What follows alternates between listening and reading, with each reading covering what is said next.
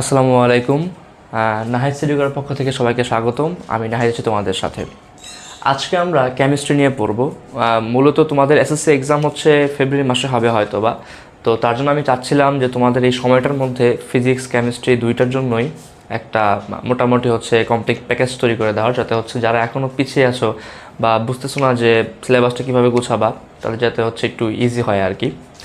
তো যাদের হচ্ছে এখনও ফিজিক্স কেমিস্ট্রিটা গোছানো হয়নি তারা হচ্ছে এই ভিডিওগুলো দেখতে পারো এবং হচ্ছে চ্যানেলটিকে সাবস্ক্রাইব করে রাখতে পারো, যাতে হচ্ছে পরবর্তীতে ভিডিওগুলো মানে সাথে সাথে পেয়ে যাও আর কি। তো আজকে আমরা কেমিস্ট্রি চ্যাপ্টার 6 নিয়ে পড়বো। এটা খুব ইম্পর্টেন্ট একটা চ্যাপ্টার এবং হচ্ছে এখান থেকে প্রতি বছরই প্রশ্ন হয়। তার সাথে সাথে যেহেতু হচ্ছে চ্যাপ্টারটা একটু ম্যাথমেটিক্যাল চ্যাপ্টার, তো এই কারণে দেখা যায় যে অনেকের চ্যাপ্টারটাতে সমস্যা হয়, মানে ম্যাথগুলো ধরতে পারে না বা হচ্ছে গিয়ে করলেও ভুলে যায়। তো আমি চেষ্টা করব একটু ইজি ওয়েতে দেখানোর জন্য, যাতে হচ্ছে সবার জন্য ভালো হয় আর কি। তো চলো শুরু করি বেশি কথা না বলে। চ্যাপ্টারে মূলত এই কয়টা টপিক রয়েছে, ইম্পর্টেন্ট টপিক। এই কয়টা টপিক মূলত শেষ করতে পারলে চ্যাপ্টারটা মোটামুটি গুছিয়ে যাবে আর কি। তো টপিকগুলো আমরা হচ্ছে আমি চেষ্টা করব সবগুলো টপিকই করে দেওয়ার, কিন্তু স্টেপ বাই স্টেপ, অর্থাৎ একটা ভিডিওতে তো করতে পারবো না, কারণ এখানে যে চ্যাপ্টারগুলো আছে সবগুলো আমি একটা ভিডিও করতে গেলে দেখা যাবে যে প্রায় 2 থেকে 2.5 ঘন্টা ভিডিও মিনিমাম হয়ে যাবে। তো আমি এটাকে শর্ট করে ইনশাল্লাহ দেওয়ার চেষ্টা করব। তো প্রথম টপিকটা হচ্ছে মৌল ও মৌলের কনভার্সন রিলেটেড ম্যাথ। এর মানে কি?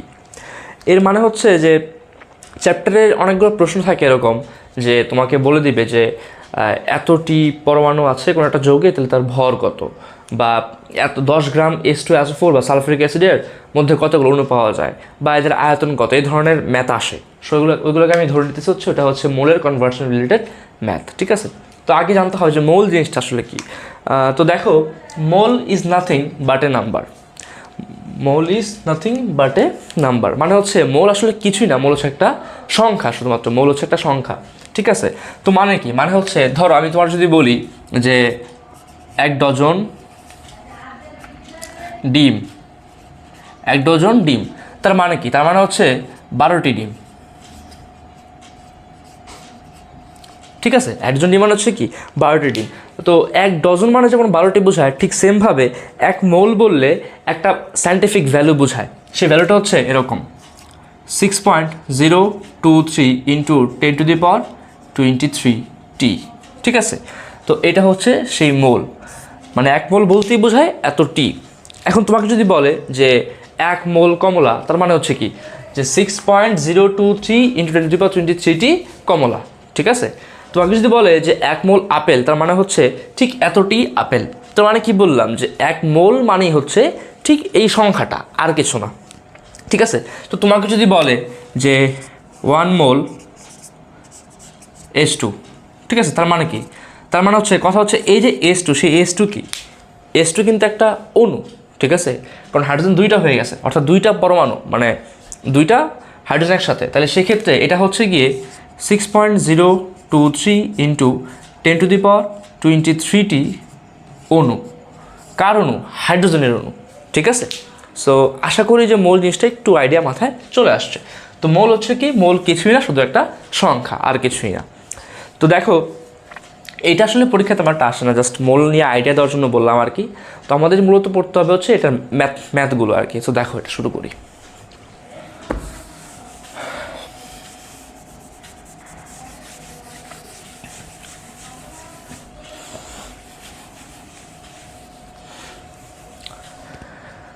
হ্যাঁ,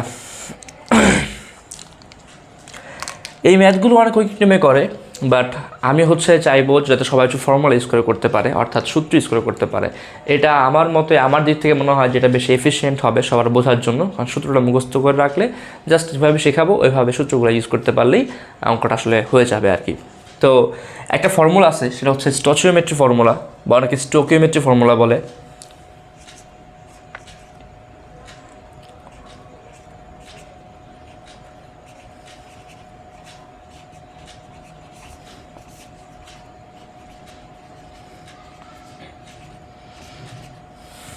ঠিক আছে, এটা একটা ফর্মুলা লিখে দিচ্ছি।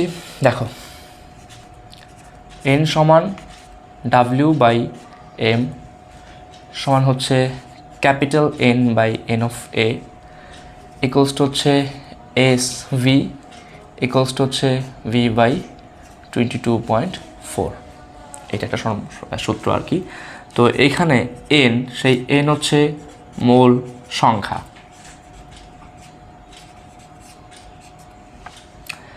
ডাব্লিউ তা হচ্ছে গিয়ে ভর, এম তা হচ্ছে আণবিক ভর,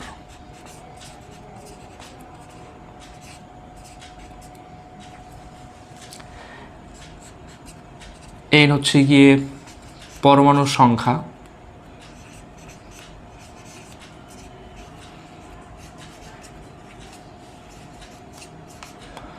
বা হচ্ছে অণুর সংখ্যা,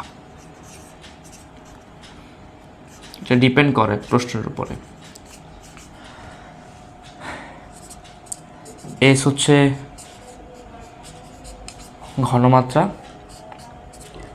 ভি হচ্ছে আয়তন। আচ্ছা, তো এই হচ্ছে গিয়ে এদের পরিচয়। তার মধ্যে মোল সংখ্যাকে প্রকাশ করতে হচ্ছে এইভাবে, ইংলিশে লিখতে হবে, দুঃখিত, ভর হচ্ছে গ্রাম। আণবিক ভর কোনো একক হয় না, এটা চ্যাপ্টার মানে আমরা হয়তো এটা আণবিক ভরের একক হয় না।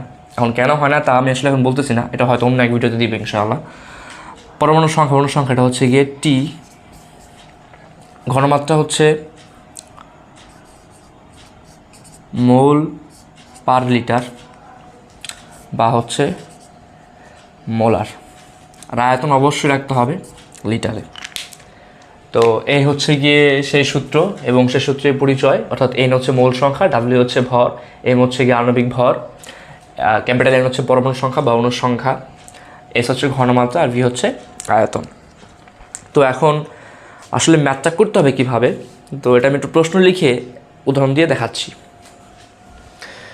সবাই একটু খাতা কলম নিয়ে করার চেষ্টা করবে, কারণ এগুলো তো মানে তোমার মাথায় থাকবে না। সো খাতা লিখে রাখলে পরে ম্যাথ করার সময় তুমি ইজিলি ধরতে পারবে। তো আমি এটা এখন মুছে দিচ্ছি, আশা করি সবার এটা লেখা হয়েছে। যারা লিখতে পারো তারা হচ্ছে এখন চাইলে স্ক্রিনশট দিয়ে রাখতে পারো এখন এই মুহূর্তে। ঠিক আছে,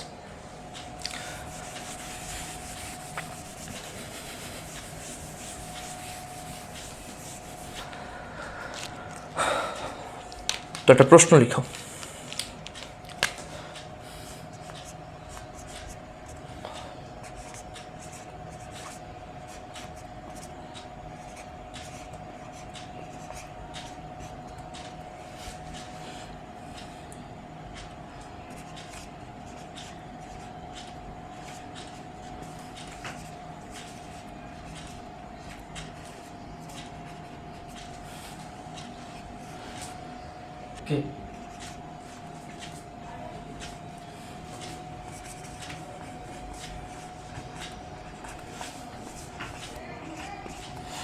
আচ্ছা দেখো, এই হচ্ছে একটা প্রশ্ন, বলছে 10 গ্রাম সালফিউরিক অ্যাসিডের আয়তন যদি 200 ml বা 200 ml হয় তাহলে তার ঘনমাত্রা কত হবে।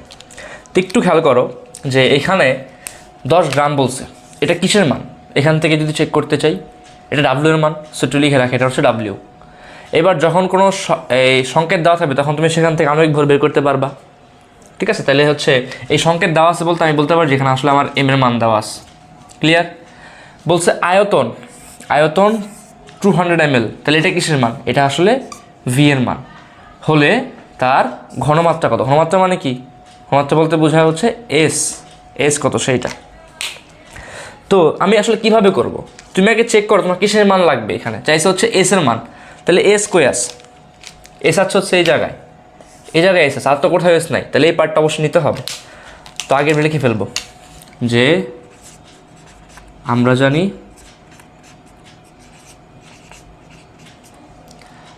জানি এস ভি সমান, নিতে হবে আরেকটা পার্ট। এখন কোন পার্টটা নিবা? দেখো এস ভি তো নিয়ে ফেলছো, এখন ডাব্লিউ আর এম এই জিনিস আমি জানি, তাহলে এখান থেকে আমি ডাব্লিউ আর এম এটা নিতে পারি। যদি নেই তাহলে হবে সমান ডাব্লিউ বাই এম। এখন এখানে ডাব্লিউর মান কত? ডাব্লিউর মান হচ্ছে 10 গ্রাম। এম কত? H2SO4 এর জন্য সবার মোটামুটি এমটা আইডিয়া আছে, তারপর আমি হচ্ছে একটু দেখা দিচ্ছি করে 1 × 2, কারণ হাইড্রোজেন হচ্ছে আণবিক ভর হচ্ছে 1, সো দুইটা থাকলে 1 × 2 প্লাস সালফারের জন্য হচ্ছে 32, অক্সিজেনের জন্য হচ্ছে 16 ইন্টু 4, তো করলে 98 আসবে। কেউ আবার গ্রাম লিখে দিও না, 98। আর এস এর মান বের করতে হবে।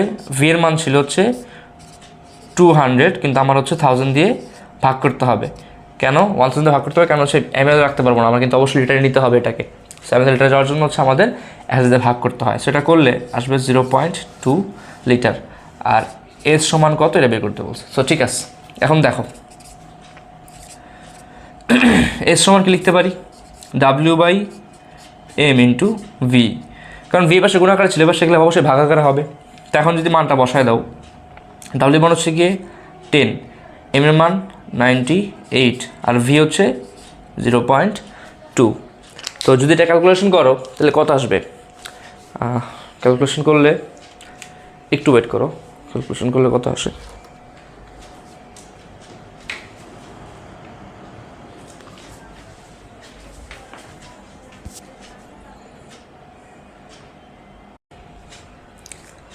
আচ্ছা,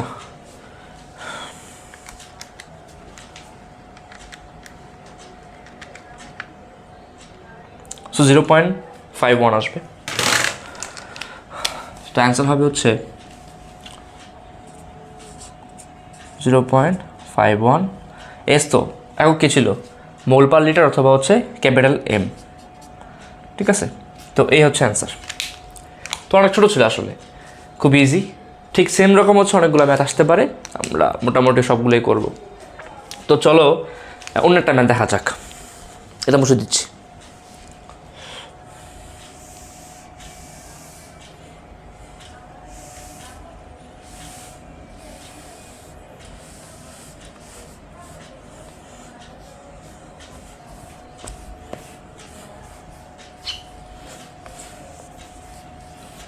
আচ্ছা, তো 8 প্রশ্ন লিখো।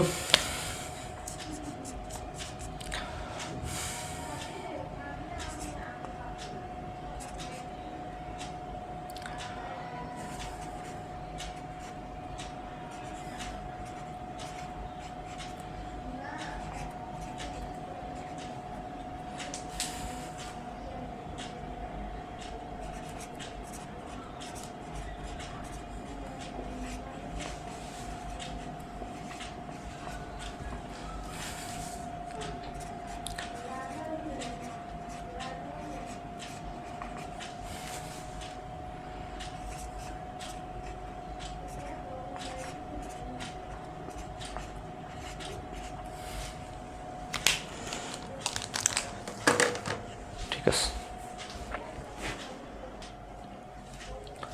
আচ্ছা, তো 0.4 মোলার NaOH বা হচ্ছে সোডিয়াম হাইড্রোক্সাইডের দ্রবণের আয়তন যদি 400 ml বা 400 ml হয়, তাহলে তার ভর কত? আগের মতো করে চিন্তা করে দেখো কীভাবে করবে। তো এই প্রশ্নে 0.4 মোলার এটা কিসের মান? এটা এস এর মান, মানে ঘনমাত্রা। NaOH থাকলে বা কোনো যৌগ নাম বা হচ্ছে আণবিক সংকেত যদি বলতো, আমি সেখান থেকে এম বের করতে পারবো। তাহলে এটা হচ্ছে আমি বলতে পারি যে আমি এখন এম এর মানটা জানি। বলছে আয়তন 400 ml, তাহলে কিসের মান দেওয়া আছে? ভি এর মান দেওয়া আছে, হলে ভর মানে ডাব্লিউ কত বের করতে বলছে। ঠিক আছে, তো আগাম চিন্তা করে দেখো, ডাব্লিউ লাগবে, তাহলে এই পার্টটা লাগবে অবশ্যই, এবং হচ্ছে এস আর ভি এর মান দেওয়া আছে, হচ্ছে এই পার্টটা আগের মতোই লাগবে। তাহলে এখন লিখতে পারি যে আমরা জানি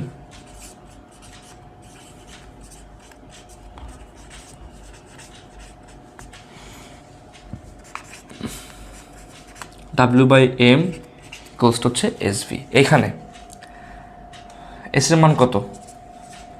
0.4 মোলার। ভি এর মান ছিল হচ্ছে 400 ml, আমাকে নিতে হবে এটাকে লিটারে। সো 400 বাই হচ্ছে 1000 লিটার করলে আসবে 0.4 লিটার। এম কত? NaOH যদি হয়, সোডিয়ামের জন্য হচ্ছে 23 প্লাস অক্সিজেনের জন্য হচ্ছে 16 প্লাস হচ্ছে 1, সো করলে 40। ঠিক আছে, 17 3, হ্যাঁ 40। ঠিক আছে, সো এবার দেখো বের করতে বলছে কিসের মান? চাইছে হচ্ছে ডাব্লিউর মান। সো ডাব্লিউ সমান কত? এখন ডাব্লিউ সমান কী হবে, এস ভি এম হবে। এস এর মান কত, 0.4, ভি এর মান 0.4, আর ক্যাপিটাল এম কত 40। যদি করি কত আসে দেখো, 0.4 ইন্টু 0.4 ইন্টু 40, সো 6.4 গ্রাম। এই হচ্ছে অ্যান্সার। তার মানে 6.4 গ্রাম সোডিয়াম হাইড্রোক্সাইড যদি আমি কোনো সলিউশনের মধ্যে দিই, যার আয়তন হবে 400 ml হবে, তাহলে সেক্ষেত্রে তার ঘনমাত্রা কত হবে, 0.4 মোলার। তো এইভাবে তোমাদের যেই ম্যাথে দেখ না কেন, তোমরা হচ্ছে আইডেন্টিফাই করে নিলে এভাবে তোমরা সবগুলো ম্যাথ আসলে করতে পারবে। তো আজকের ভিডিওটা এইটুকুই। নেক্সট ভিডিওটা আমরা পরের পার্ট থেকে করবো, নাহলে ভিডিওটি অনেক বেশি বড় হয়ে যাবে, তখন আবার তোমাদের দেখতেও মন চাইবে না, আরও চাপ তোর দিতে অনেক ঝামেলা। সো সবাই ভালো থাকো, ধন্যবাদ, আসসালামু আলাইকুম।